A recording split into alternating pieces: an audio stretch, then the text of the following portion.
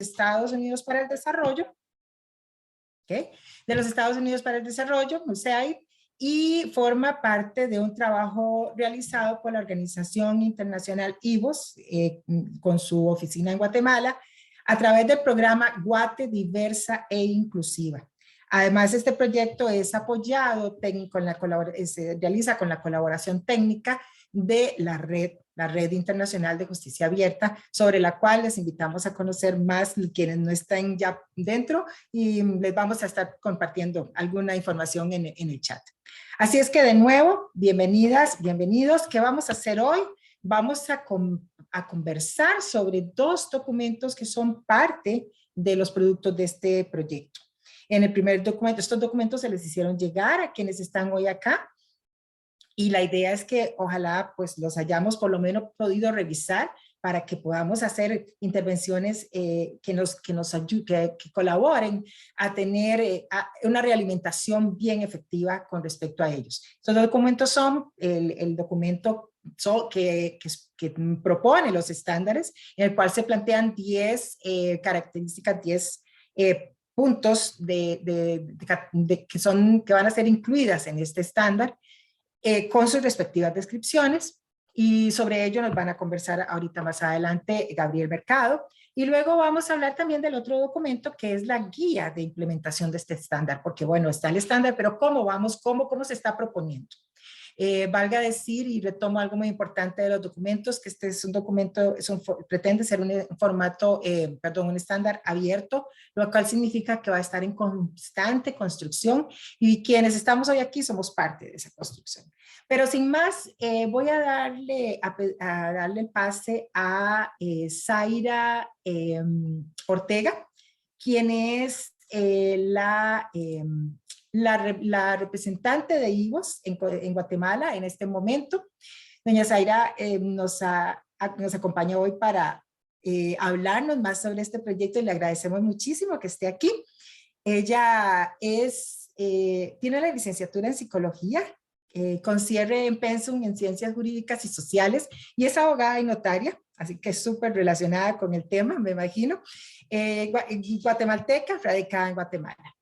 Fue actualmente representante, como les dije, del país en IVOS, y fue directora del programa VIH del Fondo Mundial de Guatemala desde 2015 al 2018, que también fue administrado por IVOS. Fue directora de ONG que trabajaba en la prevención y atención en VIH e IETS, y fue presidenta de la Junta Directiva de la Mesa Nacional para las Migraciones en el periodo 2009-2010. Tiene más de 20 años de experiencia en trabajo comunitario con poblaciones altamente excluidas como mujeres indígenas, personas LGBTIQ+, niñas, adolescentes, víctimas de trata y migrantes. Y bueno, tiene una amplia experiencia trabajando en gerenciamiento de proyectos y programas. Así es que vamos a escuchar a doña Zaira para que nos cuente más sobre este proyecto que nos tiene en uno de sus componentes, nos tiene acá hoy reunidas. Adelante, doña Zaira. Bienvenida. Gracias. Buenos días o buenas tardes o buenas noches, pues dependiendo en dónde estén, en qué región. Me da mucho gusto estar con ustedes. Les había comentado a los colegas de Rija que tenía pues problemas de salud. Voy a tratar de hablar lo menos posible porque todavía mi bronquitis me da algunos ataques de tos, entonces trato de hablar un poquito más pausado porque yo habitualmente hablo muy rápido. Me da mucho gusto que estén todos y todas estén el día de hoy acá de manera virtual, y agradezco particularmente a RIJA, a la Red Internacional de Justicia Abierta, porque al final son la instancia pionera que está promoviendo este tipo de acciones que, aunque particularmente ahorita es en el ámbito territorial de Guatemala, la idea es que esto sea escalable para otros países en América Latina.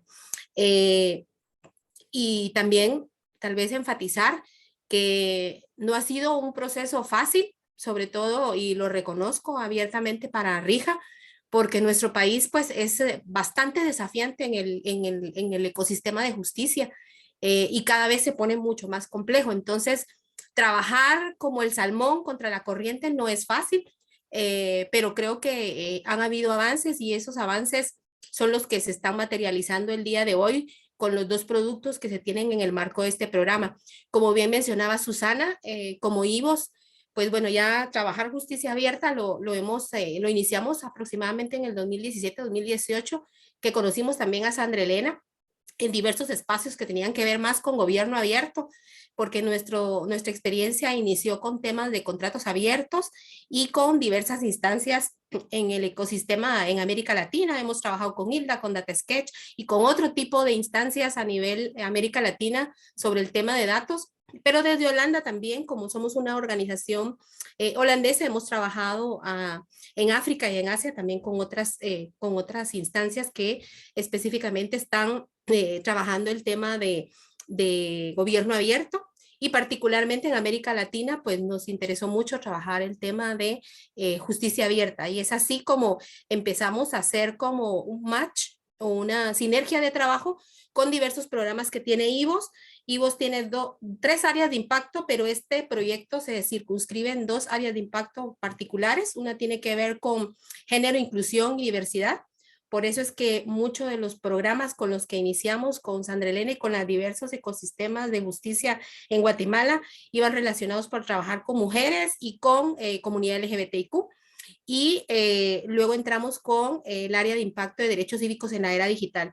Nosotros le apostamos mucho al trabajo desde lo digital y también porque sirve bastante y muchísimo a las organizaciones de la sociedad civil y a los ciudadanos y ciudadanas de los países para poder hacer incidencia, advocacy y veeduría a todo nivel. Y creo que eso es lo más importante porque normalmente el ámbito de justicia siempre se ha caracterizado por estar en una burbuja y esta parte de abrir esa información y la generación de datos creo que es importante para la región, particularmente en estos contextos tan desafiantes que estamos viviendo en América Latina.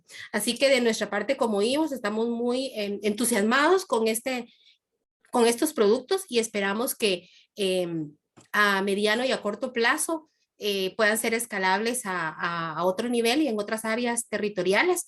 Y esa es nuestra visión y agradecerles a cada uno de ustedes porque sé que los convocados son expertos en la materia y nos van a dar mucha retroalimentación de los dos documentos generados.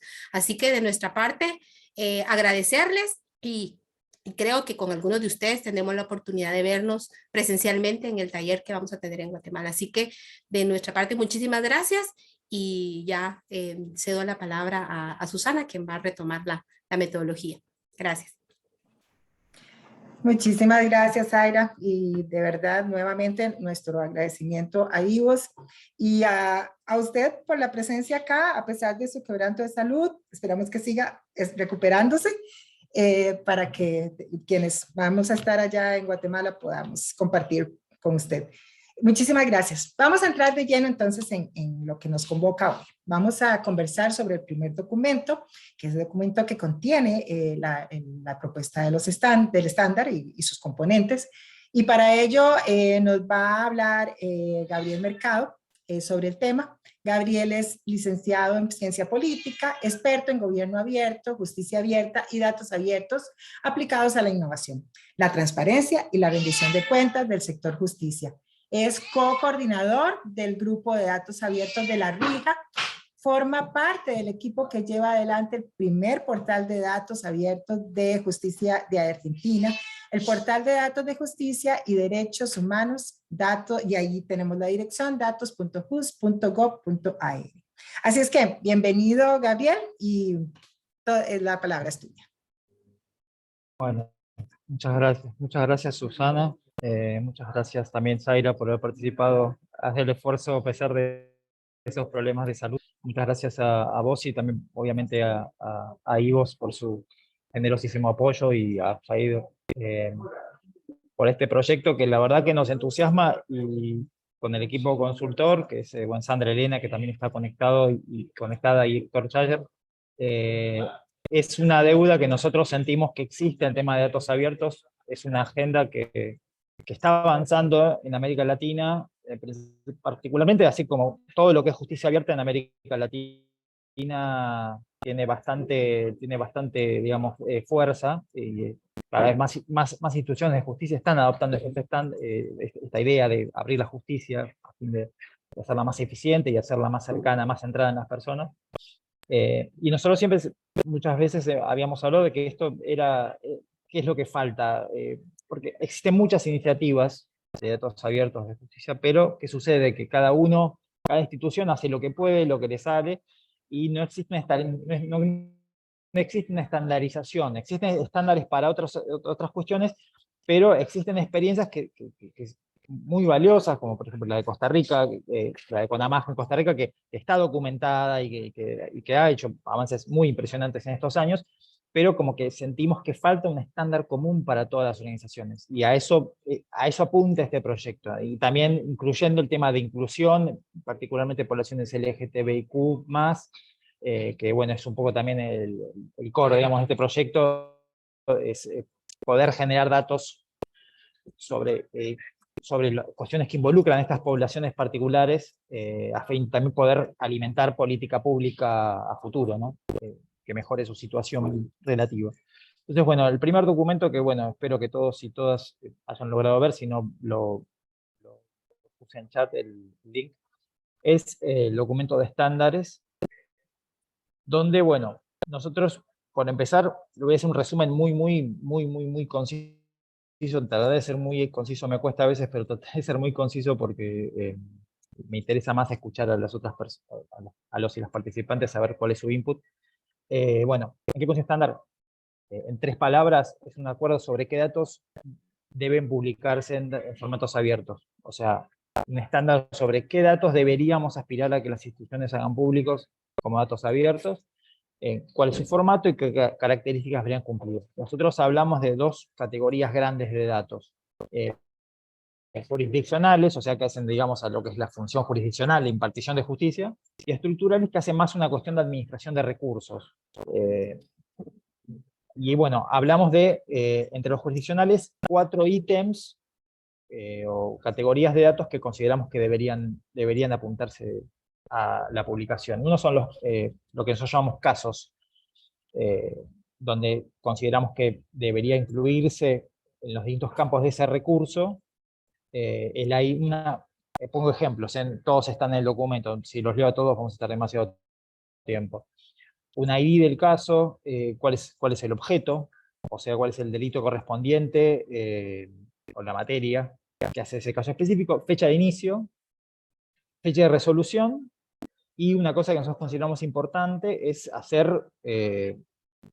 poner en un campo que nos indique si se trata de un crimen basado, digamos, en género, porque eso me parece que eso genera estadística que no se registra, que nosotros hay un déficit de registro, hay un subregistro muy claro, y que necesitamos que las instituciones empiecen a registrar y a publicar datos que nos permitan hacer estadística en base a cuáles son los crímenes que se consideran basados en género. Un segundo, digamos, recurso sería el de personas usuarias.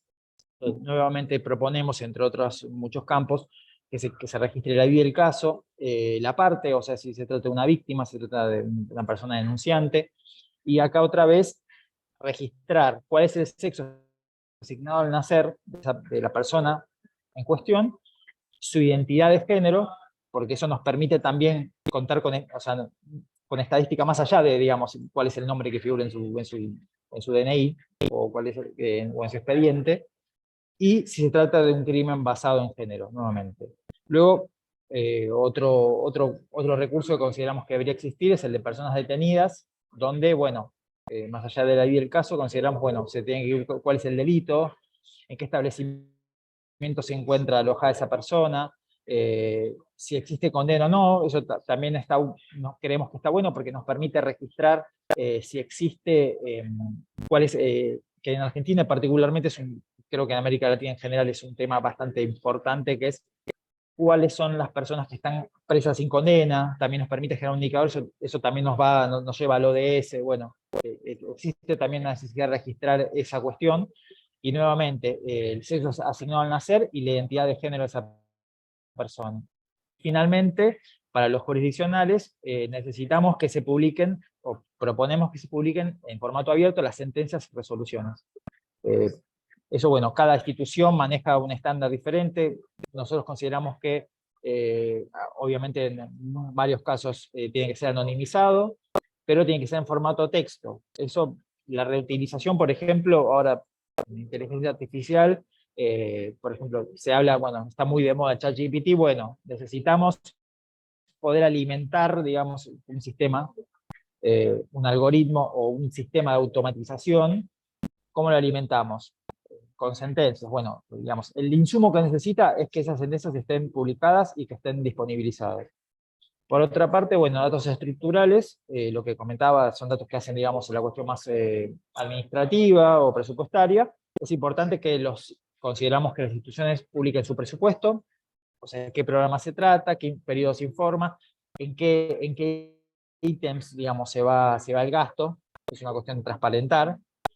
Las compras sin contrataciones, que eso es un tema importante, nosotros ahí tomamos un poco ¿cómo se llama? El estándar de Beneficial Ownership, que habla del programa, cuál es el periodo informado, qué se adquiere, cuál es la empresa proveedora. Eso en el documento no está, pero yo ayer mientras de esto me decía, nos olvidamos de eso, bueno, lo agregué acá. Poder transparentar cuáles son las empresas que trabajan, digamos, que proveen esos bienes. Antes de terminar, bueno, la cuestión de personal, el recurso de personal me parece que es importante también que esté, más allá del nombre de la persona que trabaja y su responsabilidad y su cargo, fecha de ingreso y la fecha de su último ascenso. Eso está basado en prácticas que nosotros vemos en Argentina que nos parece que funcionan. Después, la cuestión del proceso de selección es otro recurso que creemos que las instituciones tienen que abrir, donde figure la fecha de publicación del proceso de selección, cuál es el cargo que se concursa, la idea de postulante, y en cada postulante, sexo asignado al nacer, identidad de género. Eso nos parece que también puede llegar a haber algún bias, o sea, nos puede llegar a detectar bias también en esa cuestión y contar con evidencia que nos permita conocer si existe una discriminación. Finalmente, bueno, en el documento pusimos 3 puntos muy generales que nos parece que tienen que haber al estilo de Open Data Charter, que pone algo parecido, digamos, pone como principios generales que nos parece que a los que se tiene que apuntar. Obviamente no se van a cumplir nunca todos, eso lo sabemos, pero consideramos que es importante que queden por escrito, ¿no? Por empezar, primariedad del dato, o sea, que tienen datos primeramente obtenidos directamente de la fuente, el sistema de gestión de la institución, con los desafíos que presenta eso, ¿no? El tema de preparación previa de los datos, de lo cual va a hablar Héctor en un momento. Nos parece que tienen que ser datos primarios, datos granulares, o sea, con el mayor nivel de granularidad posible. Nosotros vemos mucho que se publican cosas que son datos estadísticos, lo cual, digamos, sirve a nivel informativo, no sirve tanto a nivel análisis. Nosotros creemos que se tienen que publicar las dos cosas. Por eso hablamos de interfaces en el punto 10. Se tiene que publicar información procesada, porque no todos somos expertos en análisis de datos, y no todos se va a bajar un dataset con 10.000 registros y se va a poder analizarlo, pero ese dato creemos que tiene que estar para poder hacer un análisis más a fondo. Después, el tema de la calidad del dato, que es fundamental, es algo que no se trabaja mucho. Tiene que existir controles de calidad de los datos, controles participativos. Y bueno, un tema que es fundamental, hay un término que se llama data graveyard, o algo así, y me pareció genial, que lo leí hace poco, que dio claro, los cementerios de datos, digamos, cuando se publican datos y no se sabe, no son datos útiles, porque se publican cuestiones no irrelevantes, pero cuestiones que no hacen, digamos, o hay cuestiones más importantes que digamos, no pasan el matiz de la publicación, el tamiz de la publicación, y quedan ocultos. Creemos que la publicación tiene que ser con propósito, o sea, tiene que basarse en la demanda, en la mayor posibilidad que exista, y tiene que ser datos que aporten valor, que sean relevantes, para innovación o para la transparencia, para rendición de cuentas. Por otra parte, bueno, la comparabilidad o interoperabilidad, claramente eso es un poco el objeto de estos estándares, ¿no? Que exista compatibilidad. No esperamos una compatibilidad entre países, pero sí, por ejemplo, un país como el nuestro, en Argentina, donde hay 24, o sea, tenemos el Poder Judicial Nacional y 24 poderes judiciales por debajo.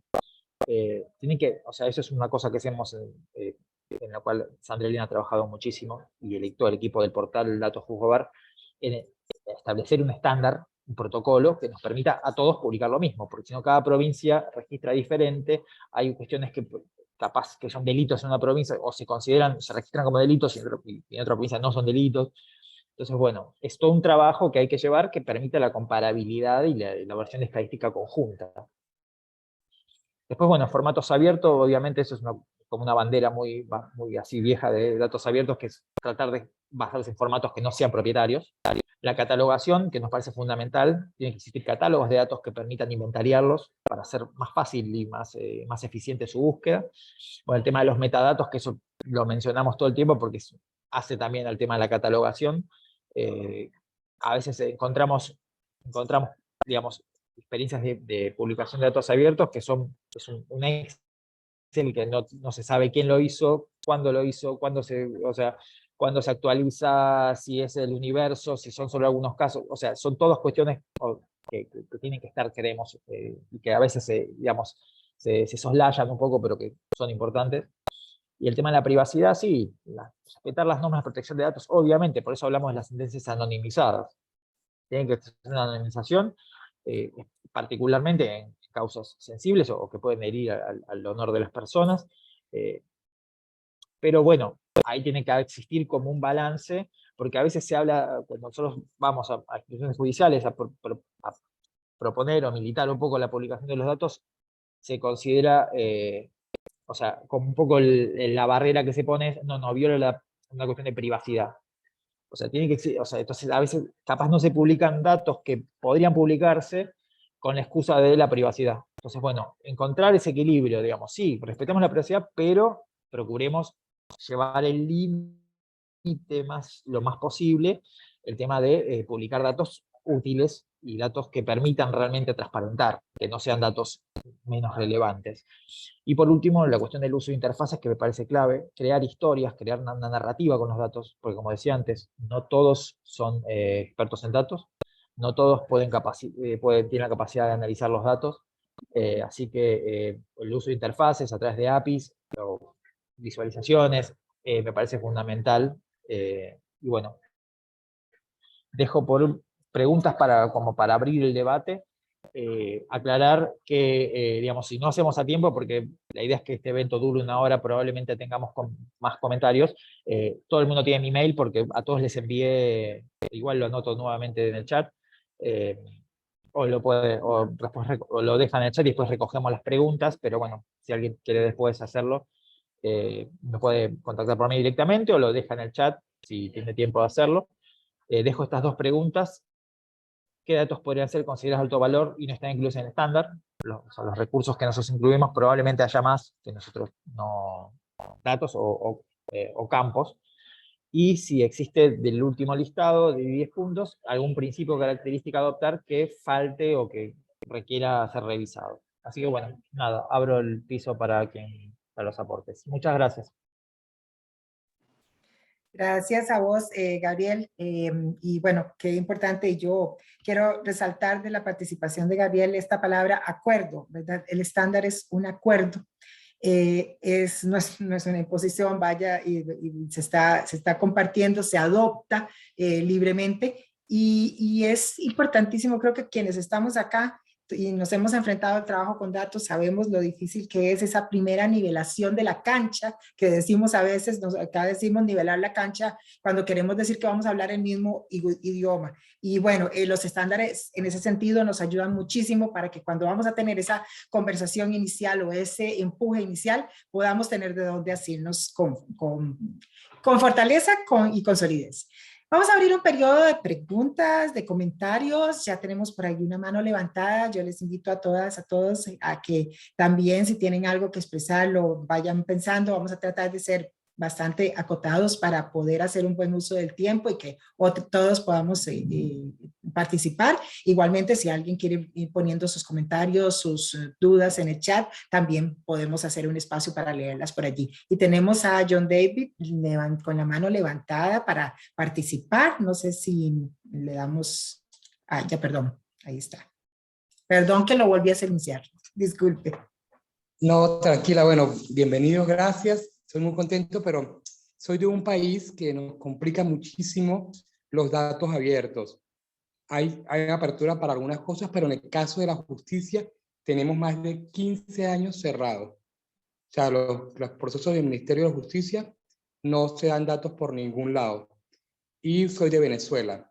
Entonces, bueno, como tú dices, preparando la cancha, queríamos saber si tienen algo o algún estándar para países como nosotros, porque nosotros hemos estado con el gobierno abierto, yo he participado con los cursos, inclusive en la universidad hemos dado diplomados y varios jóvenes han participado, pero no queremos como dejar de luchar.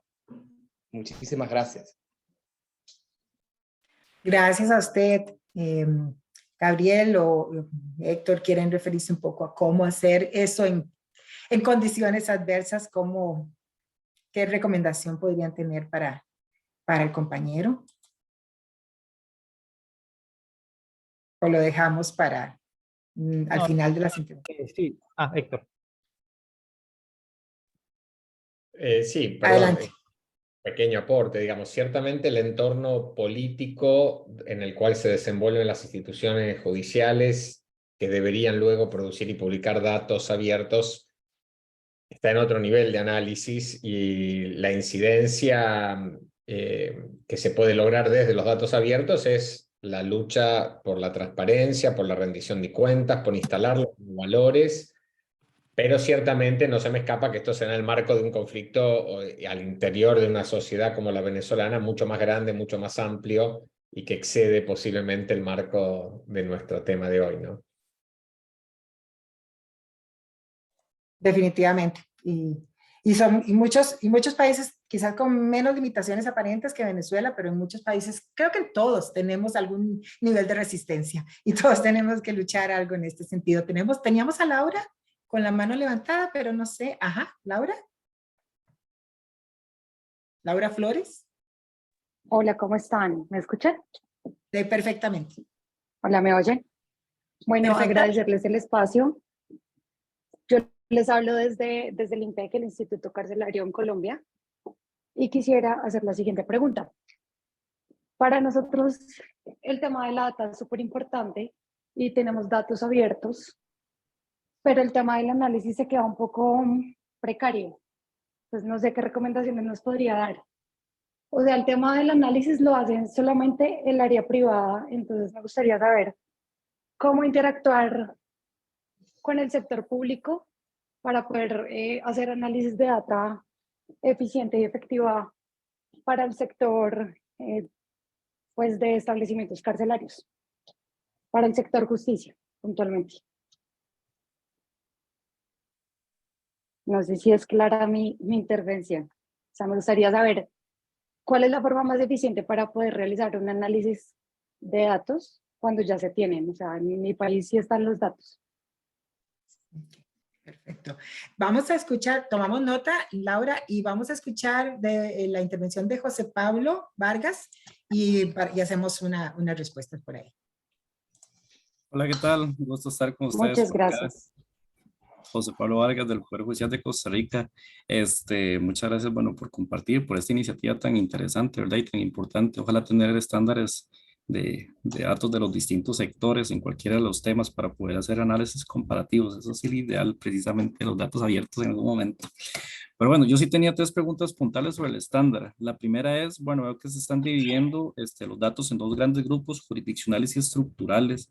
Y quería preguntar si, por ejemplo, los datos jurisdiccionales contemplan la parte, por ejemplo, acusatoria, del Ministerio Público, Defensa Pública, y también el caso, por ejemplo, de la Policía Judicial. Esto lo estoy diciendo mucho precisamente desde la perspectiva mía de cómo nos organizamos acá en el Poder Judicial de Costa Rica, que nosotros, bueno, sí tenemos la parte, por ejemplo, jurisdiccional, los datos que se producen ahí, aparte completamente lo que se produce en espacios como la defensa pública. De hecho, ahorita recientemente vamos a comenzar un proceso para ver si publicamos datos de la defensa y nos encontramos con algunas cosas ahí que estaban medio mal hechas, otras bien hechas, etcétera.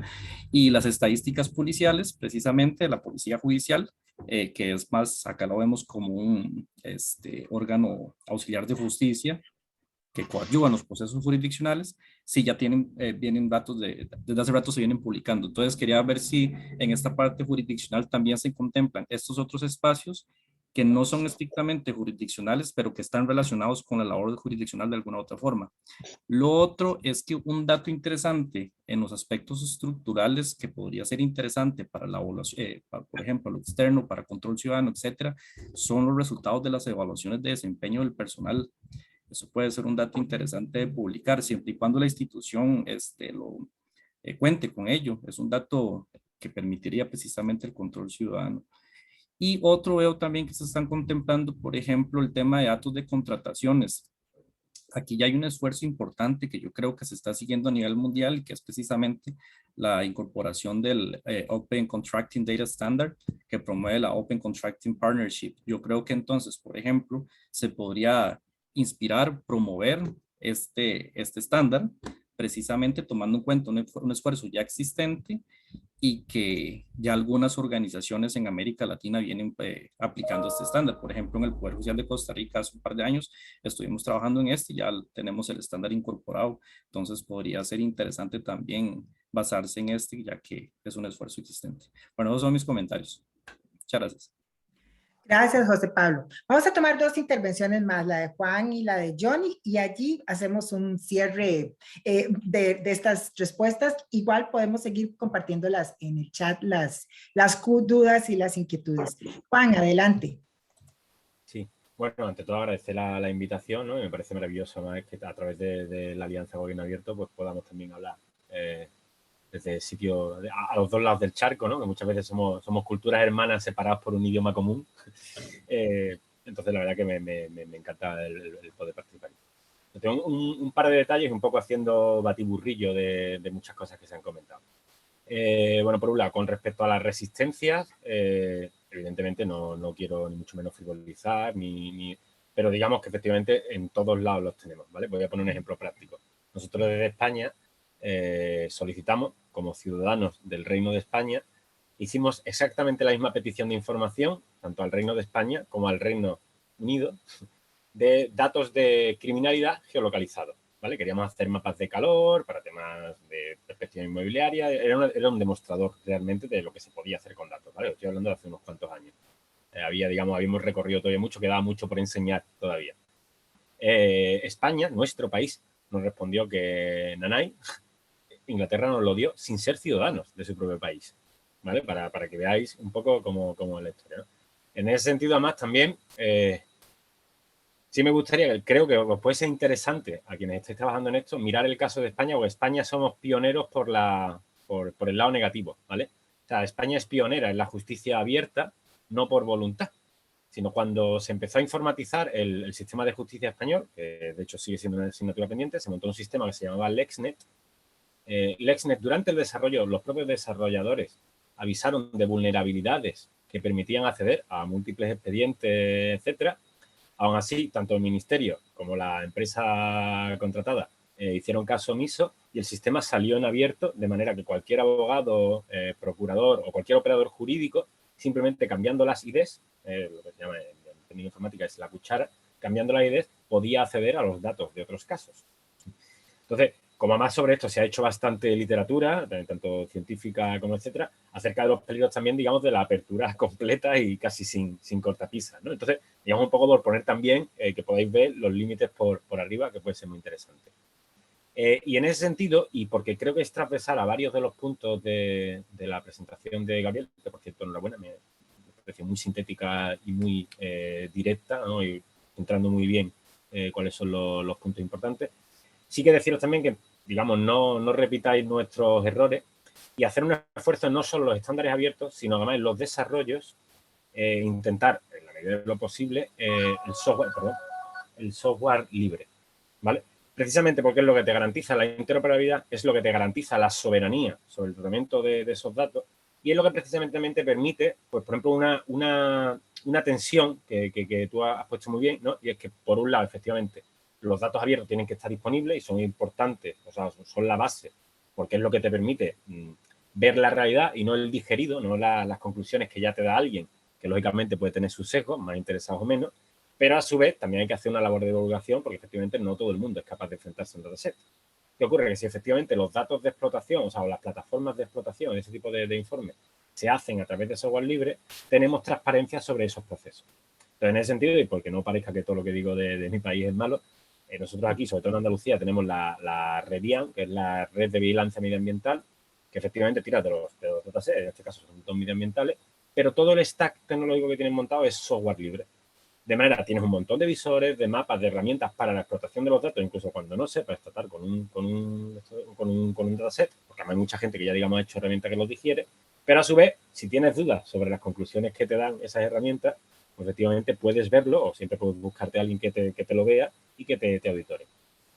Y bueno, por no extenderme más, lo dejo ahí. Muchísimas gracias, Juan. Johnny. Sí, buenos días y buenas tardes para todas y todos y buenas noches para España. Mi nombre es Johnny Aguilar, pertenezco al Centro Internacional para la Investigación en Derechos Humanos, CIDH, y pues hemos tenido la oportunidad de compartir en varios espacios de estos, pero siempre a nosotros nos salta pues la duda de, digamos, estos esfuerzos de validación. ¿Qué tanto es el involucramiento de los poderes judiciales para validar también el ejercicio que nosotros estamos haciendo acá? Porque es importante tener esta contraparte, porque nosotros hemos hecho un ejercicio, por ejemplo, el Poder Judicial en Guatemala tiene una política de datos, una política de justicia abierta, por ejemplo, pero que no es pública. Y es una política institucional del organismo judicial de Guatemala, pero que no tiene difusión, la bajaron de la página. Entonces, también como todos aquí hemos encontrado ese tropiezo del Poder Judicial. Entonces, mi pregunta va enfocada en si este ejercicio se va a hacer con los distintos poderes judiciales para validar también que esa data, si no existe, como sea incluida y comienza a recolectarse, como decía Gabriel, por ejemplo, lo de género, por ejemplo.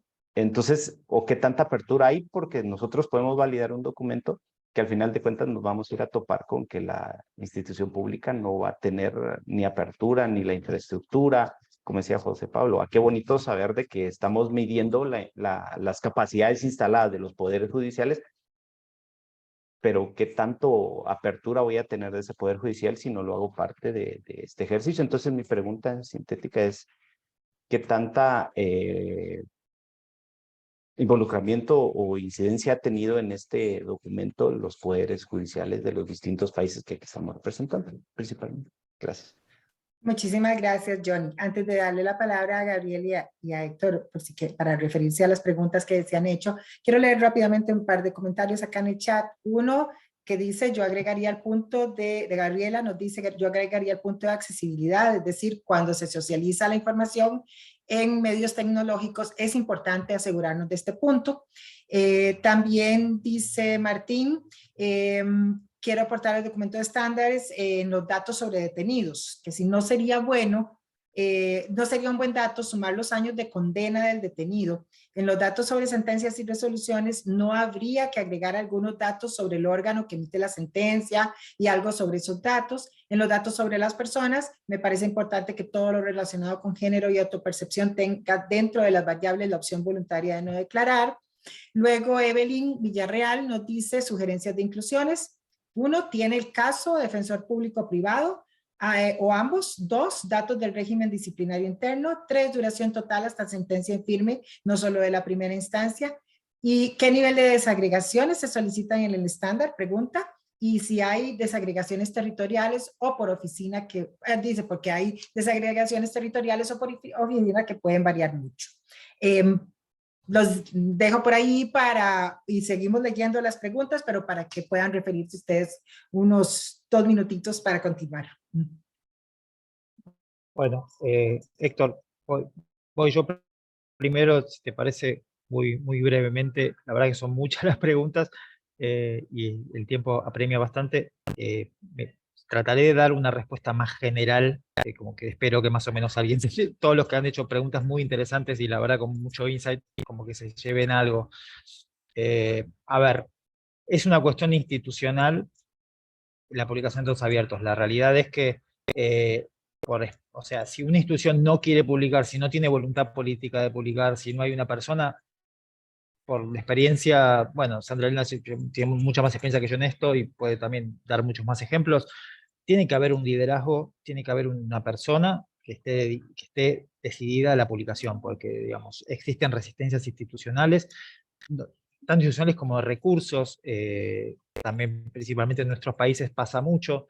Tiene que haber voluntad, es una cuestión que depende de la voluntad, lamentablemente. O sea, nosotros este estándar lo hemos creado para las instituciones y bueno, y lo que va a exponer Héctor ahora, que es la guía para implementación, la verdad que el punto de partida tiene que ser la voluntad de la institución, o sea, capaz, tal vez nuestro rol más como activistas es el de tratar de que las instituciones entiendan la necesidad de tener una gobernanza de datos, de publicar los datos, explicarles un poco el para qué, explicarles cuál es la reutilización que puede llegar a tener, y eso es complicado, tanto en la rama ejecutiva, que suele ser más abierta a estas cosas, estos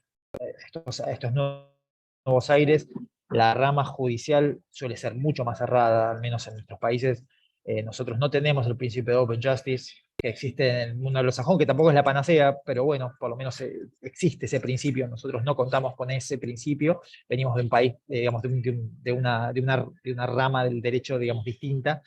Entonces no tenemos ese argumento. Entonces, como activistas tenemos que nosotros, o sea, esperamos que este planteo de estándares sea como un inicio para poder sentar una base que es un poco, tiene que ser, ese fue un debate también, digamos, en el seno, digamos, del grupo de consultores, que fue como, bueno, hay que hacer una especie de one size fits all, digamos, bueno, vamos a, o sea, está bien, si sos una institución penitenciaria, como decía Laura al principio, habrá algunos datos que publicarás, que tendrás, otros que no tendrás, tratar de establecer como una generalidad en todo un universo de instituciones que tienen funciones distintas, reglamentaciones diferentes, a distintos niveles jurisdiccionales, es muy complicado. Nosotros tratamos de establecer una guía general que no se va a aplicar en su totalidad, digamos, por ninguna institución va a encajar exactamente, pero esperamos que aporte al menos a que las instituciones de justicia se hagan la pregunta de, ¿deberíamos publicar los datos? ¿Cómo lo hacemos? Bueno, quien cuente con ese antecedente va a contar, nos parece, o aspiramos que cuente con una herramienta para poder llevar adelante esta reforma. Y perdón que mi respuesta se acaba acá porque si no se nos va el tiempo y tenemos que todavía discutir otro documento.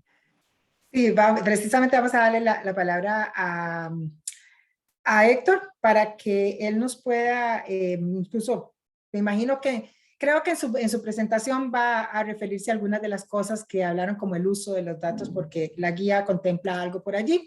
Entonces, ni más les dejo a Héctor, con Héctor Chayer.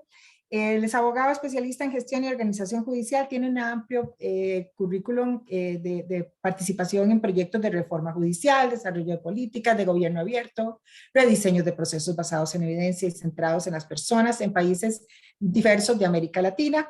Y de su experiencia más reciente se destaca que del 2016 al 2019 fue coordinador del programa de gobierno abierto en políticas judiciales Justicia 2020 y lideró la generalización de la oralidad civil basada en indicadores en 18 poderes judiciales de la Argentina. Así es que Héctor, adelante. Muchas gracias, Susana. Y sí, retomando lo que recién se preguntaba, creo que es muy oportuno, como viene la discusión, para presentar la guía de implementación. Las instituciones tienen que tener voluntad de construir ciertamente datos abiertos y publicarlos, eso no lo podemos subrogar, su voluntad.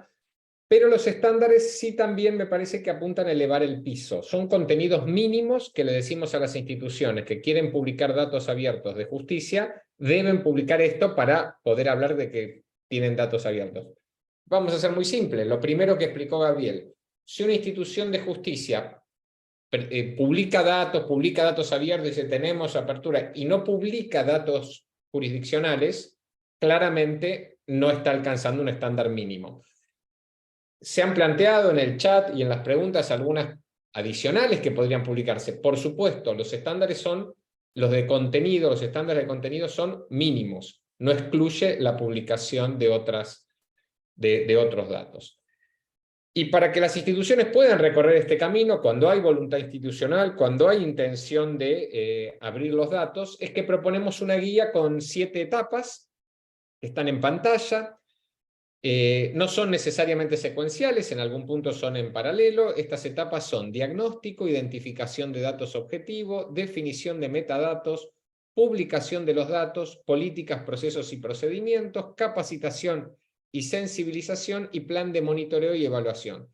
7 aspectos que una guía de implementación tiene que tener para poder, para poder recorrer el camino hacia alcanzar estos estándares mínimos de datos abiertos judiciales. La siguiente, Gabriel. El diagnóstico nos sirve para tener una radiografía de la situación inicial de la institución, conocer los desafíos de raíz material, los recursos, los institucionales, el marco normativo que hay, el estado actual de apertura de datos en relación a las poblaciones vulnerabilizadas, en particular mujeres y poblaciones LGBTIQ, un mapeo claro del ecosistema de datos, identificar quiénes son dentro de la institución el equipo promotor, identificar un o una champion, alguien que encabece este proceso, constituir un equipo interno, eventualmente una persona moderadora externa a la institución que pueda guiar este proceso. Para el momento del diagnóstico, dice el documento, creo que los que lo han leído lo habrán visto, que los componentes de arreglos institucionales y de datos abiertos del Índice de Justicia Abierta son una herramienta particularmente útil para nutrir esta evaluación diagnóstica. Es un índice que hemos desarrollado también con Sandra y Gabriel para Red Ciudadana en Guatemala. La segunda de las etapas, identificar los datos objetivos, los conjuntos de datos que la institución debería publicar en formato abierto. Es decir, no solo los que publica, que ya los vimos en el diagnóstico, sino los que debería publicar. Para eso, el primer insumo, por supuesto, son los estándares de contenido que recién describió Gabriel a nivel jurisdiccional y estructural.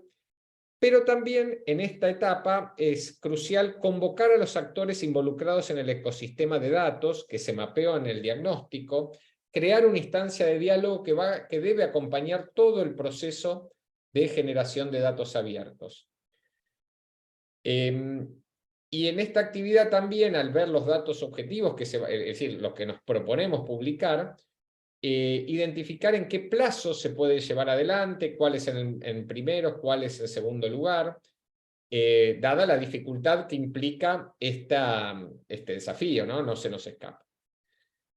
Tercera etapa, la definición de los metadatos, es decir, la información, siguiente por favor, que va a acompañar a estos datos objetivos. La información sobre la fuente de los datos, autoría, fecha de creación, licencia, versión, formato, frecuencia de actualización, etc. Este es un momento técnico de la implementación, es el momento de incluir el uso de vocabularios controlados, de seleccionar el estándar de los metadatos, un momento, digamos, específicamente técnico de este camino. Con estos 3 pasos dados se comienza una etapa que ciertamente comienza pero no tiene fin, que es la de la publicación de los datos, ¿no? En la cual debe estarse atento que no es... que de nuevo, que requiere un esfuerzo técnico grande, no es simplemente un acto de la voluntad. Vieron que a veces los dirigentes de una institución dicen, publiquémoslo. Bueno, no es tan rápido ni tan simple.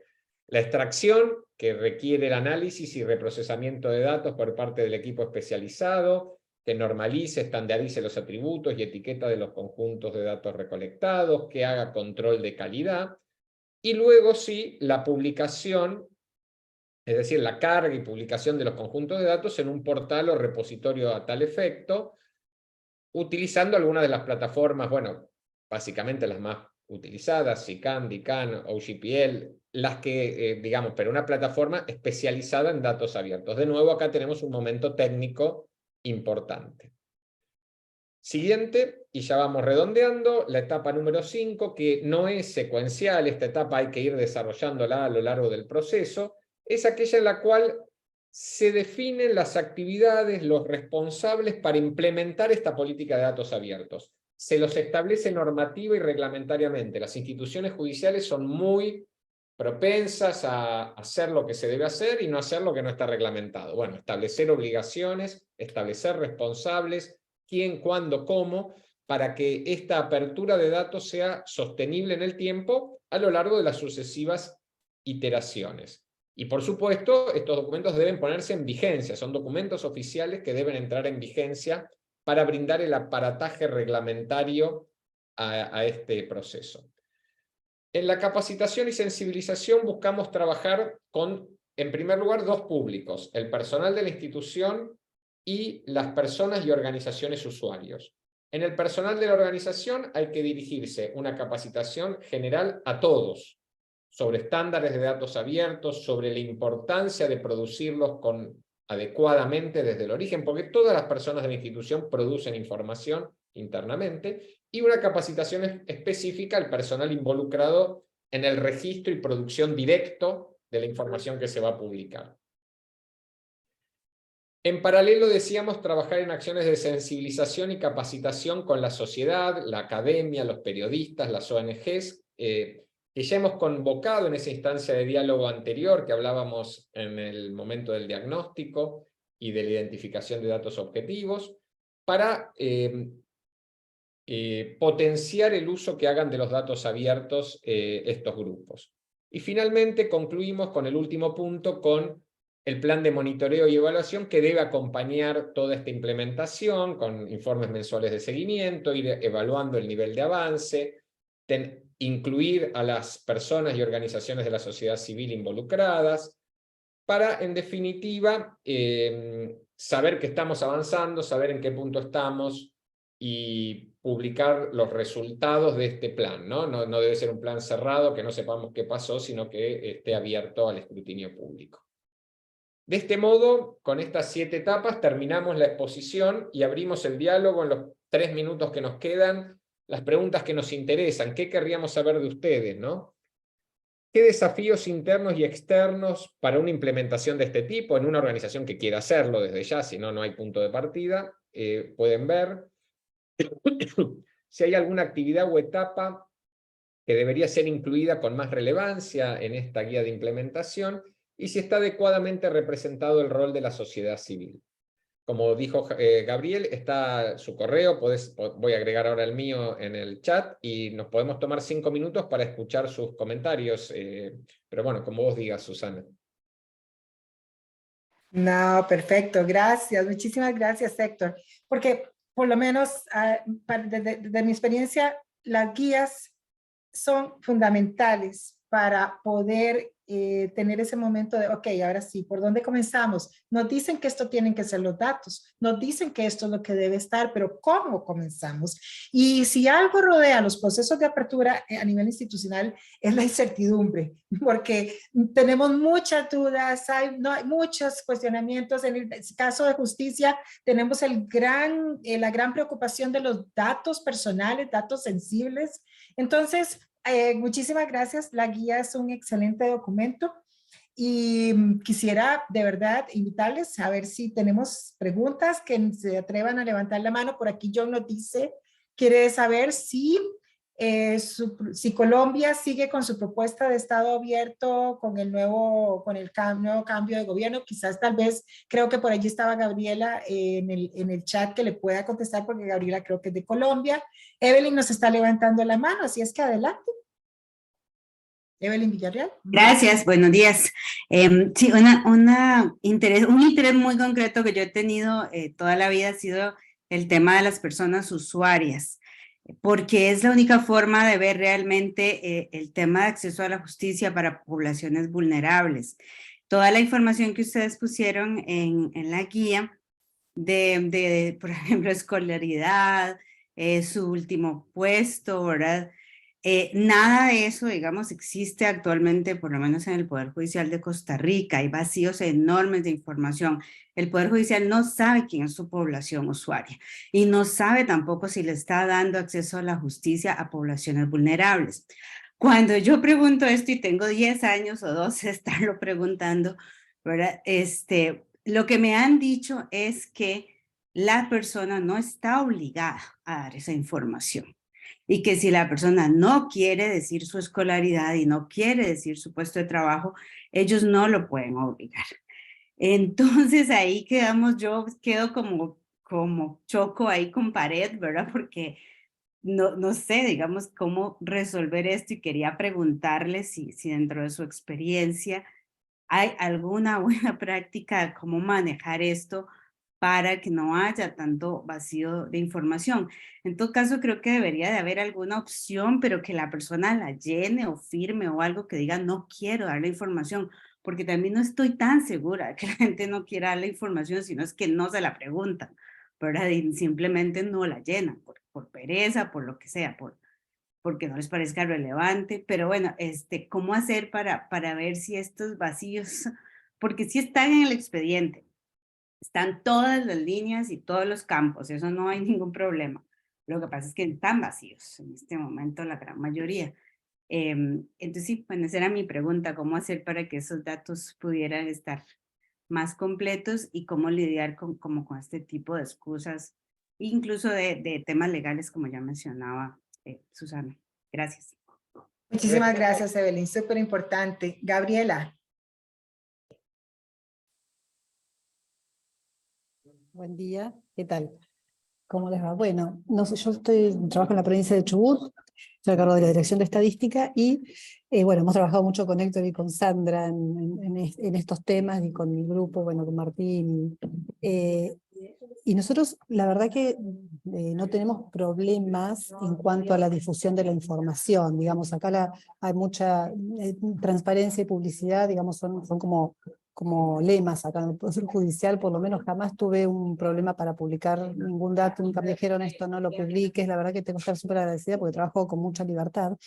Y más allá de participar en el programa de Justicia 2020 que lideró Héctor y bueno, y Sandra, nosotros desarrollamos nuestro propio portal de datos abiertos, así que te los invito si quieren mirarlo y criticarlo, por favor. No tenemos datos primarios, pero sí tenemos algunos datos en formato abierto, los metadatos, hemos armado toda la estructura del portal, pero estoy en un punto que no sé qué se hace con eso. ¿Sí? ¿Cómo poder relevar el uso de esos datos? El uso espontáneo, ¿cómo medir o cómo evaluar si realmente lo que estoy publicando sirve? Porque tal vez nadie lo usa. ¿Qué se usa? ¿Qué otras cosas se necesitarían? Digamos, quería saber, que yo lo pregunté por ahí, pero bueno, estoy digamos, reincidente con la pregunta, ¿no? Si hay experiencias en el uso espontáneo de la información que se publica. Que yo estoy en un punto que, bueno, sigo publicando lo mismo, cambio, y es por cuestión proactiva. Nosotros tenemos, digamos, informes a demanda, ¿sí? Eso los hacemos específicamente y eso nos ayuda a relevar un poco, bueno, qué otras cosas interesan. Pero tal vez se está usando o no se está usando lo que publico y la verdad que voy a seguir, no es que voy a dejar de publicar, pero bueno, tal vez eso se podría mejorar. Quería saber si hay experiencias de cómo relevar el uso espontáneo de la información que se publica. Esa era mi consulta. Muchas gracias, Gabriela, que se suma con la pregunta que ya había hecho, creo que Laura, de cómo, ¿verdad? Potenciar, y creo que es algo que desde la guía quizás se puede reforzar, o ya veremos. José Pablo. Sí, bueno, yo quería decir un par de cosas comentando precisamente lo que decía Evelyn sobre el Poder Judicial. Yo creo que más allá de que no se puede recoger es en realidad si se está preguntando o no, porque yo creo que tampoco es un dato súper, o sea, es un dato que puede ser relevante para conocer precisamente el tema de las características sociodemográficas de las personas y personas que están en una condición de vulnerabilidad o no. De hecho, justamente ayer teníamos una reunión de trabajo y nos damos cuenta que acá, al menos en Costa Rica, no tenemos, por ejemplo, un registro de necesidades jurídicas insatisfechas como para poder conocer, por ejemplo, si las personas están en una condición de vulnerabilidad respecto al acceso a la justicia. Hay un hueco investigativo importantísimo también. Lo otro que quería decirles era sobre el tema ya propiamente de la guía. Yo creo que algo que me parece que lo mencionó Gabriel ahora, es el tema, bueno, cuando se empieza a trabajar, es en la identificación del ecosistema. Yo creo que el primer actor a identificar ahí son precisamente las personas habilitadoras, porque hay que encontrar ese motorcito, al menos al interno de la institución, que comienza a mover la cosa, si no la cosa no se mueve. Y comenzar a trabajar también con las partes externas. Bueno, Susana en algún momento fue uno de los primeros colaboradores externos que hubo en el Poder Judicial de Costa Rica aquí con Abriendo Datos. Nos ha colaborado Hilda, nos ha colaborado la Universidad de Costa Rica, inclusive IDOS, etcétera. Eso también le da como mayor legitimidad al trabajo que se está haciendo. Dentro de los principales retos, creo que ahí está orientado una la pregunta, tiene que ver con el tema de la cultura institucional y que existe una especie de, nosotros le habíamos dicho en algún momento en un taller que tuvimos al interno, de egoísmo de datos. Las personas, las oficinas que gestionan los datos en algunos lugares, por ejemplo, que se creen dueños de los datos. Y no son dueños, en realidad son los gestores, son los que se encargan de administrarlos, sistematizarlos, inclusive analizarlos, etcétera, pero no son dueños de esa información, más la información es pública. Entonces aquí a veces nosotros que nos encargamos de promover este tipo de iniciativas, a veces chocamos con pared precisamente cuando nos encontramos una oficina que nos debate y nos dice no se puede abrir, y al final terminan publicando unos compendios ahí, indicadores, que muy bien, pero es mucha información ya procesada. Mira, liberemos las bases primarias, que es lo que las personas ocupan, ¿verdad? Entonces, eso por ahí, el tema de la cultura institucional. Y otro actor que yo creo que es muy importante identificar en el ecosistema son los actantes, las cosas, los sistemas. Por ejemplo, saber cómo funciona todo el flujo de recolección, procesamiento de datos, almacenamiento, los sistemas transaccionales y todo ese tipo de cosas que son un actor muy relevante dentro del ecosistema también. Y finalmente creo que por aquí tenía otra observación. Bueno, sobre el tema de las formas de publicación, a veces, por ejemplo, el Poder Judicial puede publicar datos ya sea de forma activa o reactiva. Creo que eso también está muy relacionado con el tema de la oferta y la demanda. Ya sea por solicitud de personas usuarias de datos, pero también activamente cuando se identifica que hay una oferta que dice, mira, está con las condiciones de publicarse. Y finalmente con lo del tema del uso, que finalmente hay hay que, desde las mismas estrategias de datos abiertos, hay que promover una cultura de uso de datos. Entonces, no solamente se trata con que publiquemos datos de las instituciones, sino que también promovamos actividades para realizar esas actividades. Y creo que eso también se tiene que ver muy reflejado en la guía. Qué tipos de actividades existen, cómo se pueden realizar estas actividades, para qué sirven, a quiénes involucrar. Entonces, creo que eso es un punto importante por ahí. Bueno, ese es mi comentario. Valiosísimos tus aportes, gracias. Y de nuevo yo quiero insistir en que quienes tienen todo este bagaje puedan escribirle a Gabriel o a Héctor para que puedan enriquecer esto. Tenemos dos personas más, les vamos a pedir que sean 30 segundos muy concretos su observación, porque ya nos estamos pasando de tiempo y para respetar acá. Entonces, Laura, rapidito, conciso, por favor, te agradecemos. Bueno, realmente mi tema va muy ligado a lo que mencionaba José Pablo. Yo quisiera conocer, pues ya tenemos una guía y un paso a paso. Quisiera saber cómo mitigar o cómo combatir esas prácticas de los servidores públicos que no brindan la información y no hacen ningún tipo de empalme. Pues básicamente es eso, porque en el sector público se ha venido evidenciando esa mala práctica y pues hace parte que no exista una data eficiente y efectiva para la toma de decisiones en las administraciones públicas. Entonces, si hay alguna forma, alguna metodología o un mecanismo, pues me interesaría conocerla. Gracias. Gracias, Laura, valiosísimo para repensar en la guía si vale la pena pues algunas medidas de contingencia o de atención de esa situación. Juan. Sí, pues a ver, uno un poco lo que ha comentado Gabriela con lo que ha comentado José Pablo. Y bueno, por un lado deciros, sí existe una metodología, la verdad es que tiene ya sus años, pero bueno, sigue siendo bastante útil, que es Meloda, que es precisamente para evaluar la reutilización de datos en el sector público, ¿vale? Pero me quiero volver un poco antes, y sobre todo con respecto a lo que ha puesto de Pablo, y también un poco enganchando quizá con lo del principio, al menos en mi experiencia, y aquí ya hablo más como consultor que como activista, a ver, el incentivo de la transparencia, ¿vale? O de la apertura del gobierno, efectivamente te vale para gente que ya esté convencido, ¿no? O sea, si tienes ese liderazgo político, digamos, ya preconstituido, pues puedes entrar por ahí. Normalmente, por lo menos no es mi caso, no es lo normal, son las excepciones. Pero sí que hay un incentivo mucho más interesante que sí que le interesa a todos, incluso a operadores, quizás no todo lo honesto, todo lo democrático que nos gustaría, que es el de los cuadros de mando. Entonces, lo conecto con José Pablo. Antes de plantearte un sistema de apertura de datos, ¿no? Efectivamente, publica, bueno, pero como publica, es muy importante hacerte un censo de qué sistemas de datos tenemos. Y sistemas de datos podemos entender como una base de datos donde se almacenan cosas, como el Excel donde determinado administrativo apunta sus cosas. Entonces, el hacernos ese mapa, digamos, a vista de pájaro de nuestra organización, de dónde se están manejando, dónde se producen, se generan o se almacenan datos, y precisamente luego pensar sistemas por los cuales interconectarlos, incluso aunque nuestro operador, nuestro liderazgo no esté pensando en abrir, sí que le permite a él controlar. Es decir, le permite diseñarse cuadros de mando, efectivamente vea qué procesos se están dando y automatizar o sistematizar qué forma, y entonces ya tenemos ese primer paso hecho. una vez que ya se tiene esos, digamos, esos cuadros de mando, que eso sí que es un incentivo que en el momento nadie rechaza, porque es la manera de que, digamos, de la gerencia se entere de que realmente es lo que está ocurriendo, ya tenemos toda la infraestructura, toda la base para efectivamente cuando aparezca ese liderazgo o cuando podamos forzarlo o empujarlo a ello, que efectivamente, digamos, la liberación ya solo nos quedaría, digamos, el portal, el contenedor donde publicar esos datos, pero ya tenemos todo ese proceso realizado. Entonces, simplemente recordar, MELODA, la metodología. MELODA. Excelente, gracias, Juan. Bueno, lamentablemente tenemos que dar cierre a este espacio, pero no al proceso.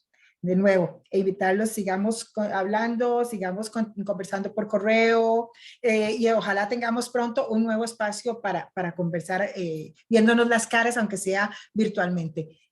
Yo quiero cerrar con un par de ideas fuerza con respecto a los retos, que bueno, lo primero es que los retos son para superarlos y para mejorar, ¿verdad? Y no son, los obstáculos son para moverlos, para quitarlos de allí, y eso nos va a ayudar con la innovación, a ser innovadores. Creo que lo tenemos muy bien planteado con Juan, que nos presenta un panorama en el que ya han pasado por algunas etapas y que nos puede enriquecer muchísimo sobre lo que ya ha sucedido en otros contextos, sin olvidar que que estamos tratando con un sistema, el sistema judicial, es un sistema que históricamente está basado en papel, y eso no quiere decir que ahora todo esté en papel. Mucho está en sistemas digitales o tecnológicos, pero se ha replicado en muchos de esos sistemas el papel. Entonces, el pensamiento del papel tenemos que combatirlo desde la generación del dato, y ustedes lo han aportado muy bien. Y creo que en ese sentido, tanto los estándares que hemos conversado, sobre los que hemos conversado hoy, como la guía, nos pueden permitir romper con ese esquema y proponer cosas allí, y nos lo están permitiendo, para repensar que ya no es simplemente recolectar las cosas como se recolectaban en el formulario, que no es opcional dejar campos vacíos, como sucede a veces, porque tenemos los campos, y creo que era José Pablo que lo mencionaba, ahí están los campos, pero no se, o Evelyn, no recuerdo, pero no se llenan.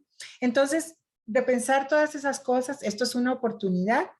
Y de nuevo, entonces, vuelvo a los agradecimientos, tanto a las personas que hemos estado aquí hoy, riquísimos todos los aportes, y estoy segura que mucha gente se quedó con un montón de aportes que, de nuevo, por favor, háganoslo llegar. Agradecer a quienes han estado en este proyecto, a Sandra, a Héctor, a Gabriel, y por supuesto agradecer a quienes han permitido este proyecto, que como es la cooperación a través de USAID, de IVOS y la cooperación de RIJA. Desde el grupo de datos abiertos de la RIJA, quienes no están con nosotros, les invitamos, creo que por ahí puso Paula los contactos, les invitamos a unirse, a construir. Estamos tratando de construir y de seguir la conversación, no solo para este proyecto, sino para muchos otros, porque los retos que tenemos adelante son muchos. Muchísimas gracias por estar con nosotros. Gracias, Héctor. Gracias, Gabriel. Gracias, Zaira. Y nos seguimos viendo, por favor. Nos seguimos leyendo. Gracias a todas y a todos.